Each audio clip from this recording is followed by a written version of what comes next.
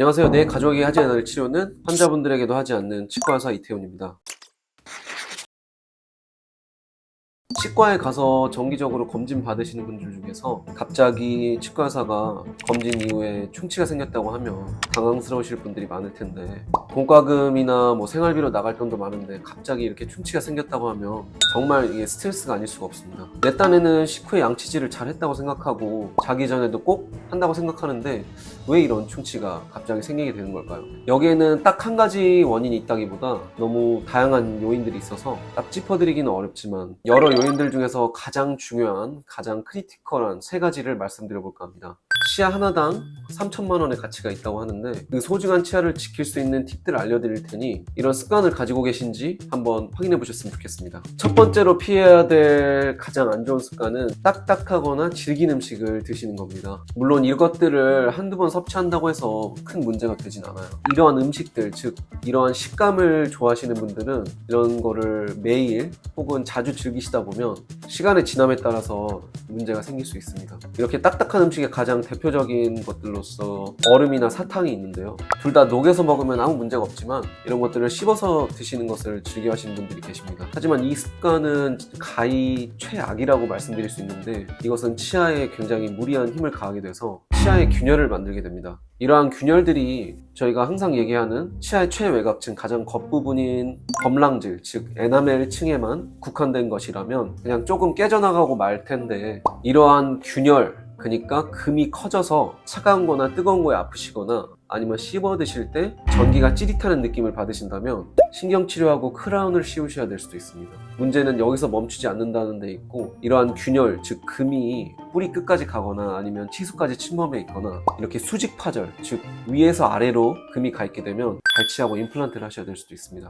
또한 얼음이나 사탕 말고도 젤리나 오징어 같은 음식들은 질긴 음식에 해당이 되는데, 사실 이러한 질긴 음식들은 딱딱한 음식만큼 치아에 좋지 않습니다. 딱딱한 음식은 충격을 순간적으로 치아에 크게 가하게 돼서 금을 가게 하지만, 이러한 질긴 음식들은 지속적으로 치아에 안 좋은 힘을 가하게 돼서 치아의 허리 부분을 계속 패이게 하고, 또 질긴 음식을 계속 드시다 보면 치아에 무리가 가서 딱딱한 음식과 같은 원리로 금을 가게 할 수도 있습니다. 또 엎친 데 덮친 격으로 젤리 같은 경우에는 당분도 함유하고 있고 끈적끈적한 성질을 가지고 있어서 치아 표면에 달라붙어 잘 떨어지지도 않고, 또 질겨서 물리적인 해로운 힘도 가하기 때문에 가히 최악이라고 말씀드릴 수 있습니다. 여기서 이제 얼마 전에 유행했던 탕후루가 나오는데, 탕후루도 정말 최악의 음식 중 하나로 꼽을 수 있습니다. 두 번째로 꼭 피해야 될 습관 중 하나는 이쑤시개를 사용하시는 겁니다. 환자를 보다 보면 많은 분들께서 치실보다 이쑤시개를 사용하시는 것을 선호하시는 분들이 많은데, 이는 정말 최악의 습관 중 하나입니다. 이쑤시개를 사용하게 되면 잇몸에 자극을 줄 수밖에 없는데, 너무 날카로워서 잇몸을 상하게 할 수도 있고, 이렇게 잇몸에 상처가 나게 되면 염증이 생기게 됩니다. 그러면 붓고 피나고 거기에 치석이 더 잘 쌓이는 환경을 만들게 되고, 또한 이쑤시개는 잇몸 사이사이, 그러니까 치아 사이사이를 이렇게 계속 벌리는 역할을 하는 그러한 성질을 가지고 있습니다. 지렛대 작용이라고 생각하시면 되는데, 한 치아와 치아 사이를 이렇게 넣고 지속적으로 자극을 주게 되면 계속 그 틈이 벌어질 수가 있습니다. 그래서 이쑤시개 대신 항상 치과 의사들이 말씀드리는 게 치실을 사용하시고 치간 칫솔을 사용하시라고 말씀드리는데, 치실은 사실 치아 사이에 낀 음식물을 빼는 용도가 아니라 치아 사이사이에 있는 치태, 즉 플라그를 제거하기 위해서 치실을 사용하는 것이고, 치간 칫솔도 약국에 가시거나 하시면 다양한 사이즈가 나오기 때문에 치간 칫솔로 치아 사이에 낀 음식물을 빼주시면 됩니다. 정말 불가피하게 이쑤시개를 사용하셔야 된다면 정말 조심스럽게 사용하시는 걸 추천드리고, 웬만하면 쓰지 않는 것을 저는 추천드립니다. 세 번째로 정말 피해야 되는 습관은 탄산음료를 자주 섭취하시는 것입니다. 지금은 겨울이라 그렇게 갈증이 나는 환경이 아니지만, 여름에 무더워서 땀을 많이 흘릴 때는 시원한 탄산음료가 생각나실 텐데, 이것 또한 어쩌다 한 번씩 즐기시는 경우라면 별 문제가 되진 않습니다. 하지만 습관적으로 자주 이렇게 드시는 분들이라면 치아의 정말 최악의 습관 중 하나입니다. 이거 살짝 TMI지만 이렇게 치아를 치료하다 보면 우리 몸의 뼈보다 치아가 훨씬 단단하다는 것을 치과 의사들은 알 수 있어요. 이렇게 단단한 치아의 최외곽층인 범랑지를 어떻게 탄산음료가 손상시킬 수 있는 걸까요? 대부분 탄산음료는 강한 산성을 띱니다. pH, 수소이온 농도가 2.5에서 3.5 정도라고 알려져 있는데, 이것은 우리가 흔히 얘기하는 염산, 황산과 같은 원리입니다. 그래서 이러한 탄산음료가 이제 우리 구강 안으로 들어왔을 때 산 부식을 일으켜서 범랑지를 부식시키게 됩니다. 범랑질이 부식되면 이게 범랑질이 약해져서 계속 뚝뚝 떨어져 나가고 더 말랑말랑한 상아질층이 노출되게 되고, 정말 치아 그 자체가 벗겨지는 꼴이기 때문에 탄산음료가 이렇게 안 좋은 것이고, 또한 치아 잇몸과 경계부에 있는 그쪽 부분은 워낙 범랑질이 얇기 때문에 이게 한번 벗겨지기 시작하면 상아질이 쉽게 노출돼서 치아 시림증이 나타날 수 있습니다. 나이를 불문하고 치아가 시리시다는 분들은 이렇게 치경부 폐임증, 그러니까 치경부 마모증이 정말 많으세요. 이거는 비단 우리가 양치질을 잘못해서 그런 것뿐만 아니라 탄산음료를 즐겨 드시는 분들에게서 많이 나타납니다. 꼭 탄산음료가 드시고 싶으시면 가끔 한 번씩 드시는 걸 추천드리고, 치아에 머금고 있는 행위는 정말 치아에 정말 치명적으로 안 좋은 행위이기 때문에 머금고 있지 마시고, 탄산이 이제 치아와 만나는 시간을 최소화시켜서 빨대를 쓰시는 게 조금 더 나을 수도 있겠네요. 계속 1시간, 2시간 이렇게 드시는 거는 정말 좋지 않습니다. 2리터 대용량 이제 탄산음료가 정말 싸게 파는데 그걸 하루 종일 먹어요, 애들은. 그게 정말 최악의 습관입니다.